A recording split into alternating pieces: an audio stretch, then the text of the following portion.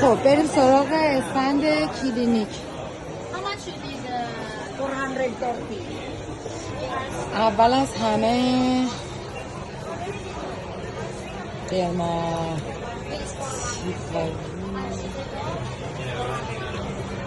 125 میلشه، درماتیکالی قیمت 199 درهمه که حالا باید حساب کنیم دیگه. درهم توی دبی الان فکر میکنم 29 خورده 30 تومن باشه.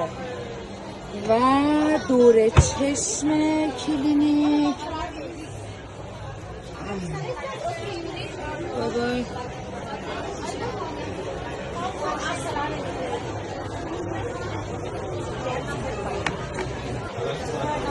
قیمتش هم 246 درهمه.